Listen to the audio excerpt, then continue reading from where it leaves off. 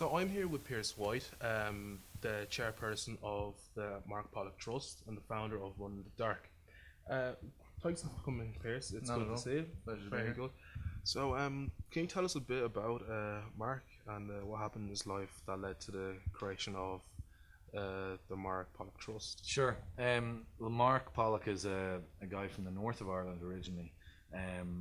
He went blind in one eye when he was 5, and then he was, as a result, not allowed to play contact sports. Rode at schools level for Ireland. He subsequently moved down to Dublin and went to Trinity College, and we got heavily involved in rowing. And 3 weeks before his finals, which was in 1998, he went blind in the second eye. So following that, he made a conscious decision to get back into sport, become an outdoor adventurer, and he went back rowing as well. So as an outdoor adventurer, he did things like coast to coast in New Zealand. He did the North Pole Marathon.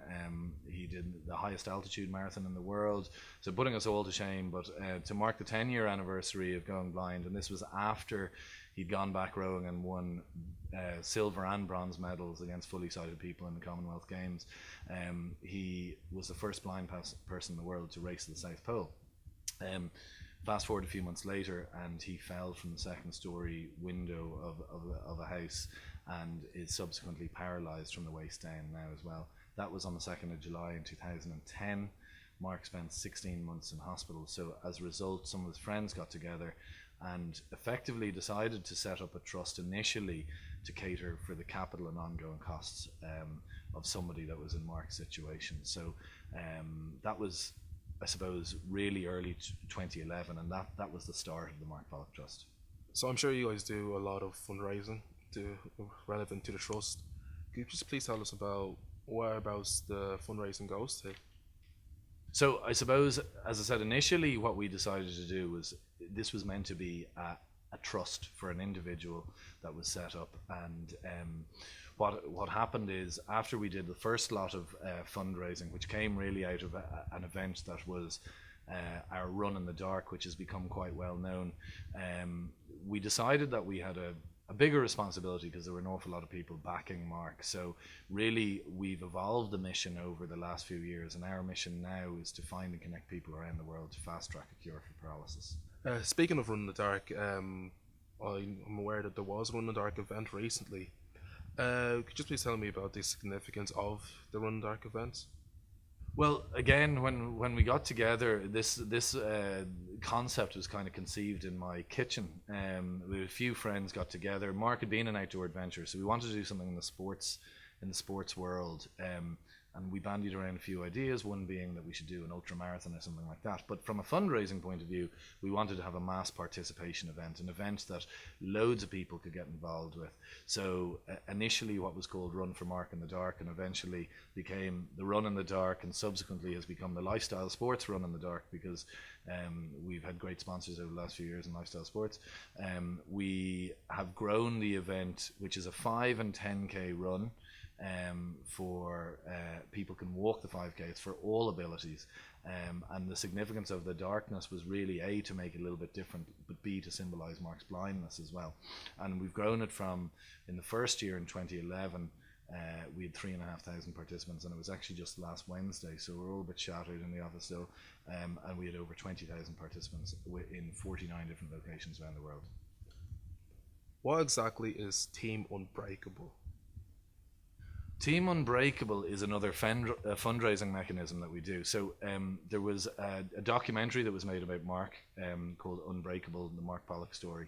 And really what that did was it looked at Mark's life through the years and more, I suppose, subsequently since his accident and what's been going on. And really, I suppose, a lot of what he's been empowered to do through the funds that were raised through the Mark Pollock Trust. Team Unbreakable is something where people can literally get involved on a regular basis to help us raise funds, and as a result we become more engaged with them, and they get a copy of the documentary and they get other bits and pieces. But there are fantastic supporters that back us on a regular basis.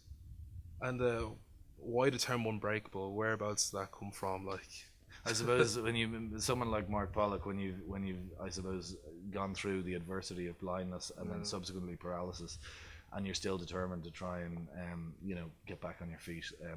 I thought it came from the director, but I thought it was a pretty aptly named documentary. Now, a bit about yourself now, Piers. Yourself in the trust, what is your role exactly as the head of the Mark Pollock Trust? The role is, I suppose, constantly evolving. As I said initially, my background is I worked in telecommunications for a few years, had my own business for a while, I was a teacher for a short period, and Mark is just a friend of mine. No background in fundraising or the charity sector whatsoever. But when something like this happens to a friend, you want to try and help them out, and I try and, I suppose, compartmentalize and take the emotion out of running an organization like this, because if we can raise enough money, then we've got a good chance of actually trying to make a difference. So really, I'm trying to grow it from the ground up, trying to build the run. Probably is around 85% of our fundraising for the year. That takes an awful lot of effort, but we want to try and systemize and engage with our followers to make sure that they don't just think that this is a one-off event where we take their money and don't engage with them on a regular basis. So we've got communications, we've got PR, we've got building the organization, and then that's only on the fundraising side. On the other side of things, we're trying to connect with people around the world to fast track a cure. And I suppose one of the most exciting things that we've done in the science is last year we spent 3 months in LA over in UCLA working with some of the top neurology scientists in the world. And effectively, you may have seen Mark has an exoskeleton which we raised money for through the 2012 Run in the Dark, and I was walking him in that on a daily basis. He was taking a pharmacology drug, and we were stimulating his nervous system to see what effect it had when he was walking in the exoskeleton. So really I was thrown into that, and that was when I was sort of doing the fundraising at night, so I mean it's a pretty full-on role. We've got a small organization. We've got about 6 people in the office now. A couple of years ago there was basically me, so really trying to grow an organization from the ground up. So it's a bit like when you're running a small business that you're wearing 20 different hats a day, but at the end of the day we know we're going in the right direction, because Mark, a paper came out last week to prove that last year he was the first person in the world to voluntarily move his leg as a paralyzed person. And we're constantly trying to raise more money to make sure that we can take advantage and take opportunity of things that come our way. We've just started that program that we spent 3 months in UCLA with last year. We just started in Trinity, so we brought the American scientists over to Trinity, and now we're putting that whole project together. So I can guarantee it's never a dull moment in the Mark Pollock Trust. Wow.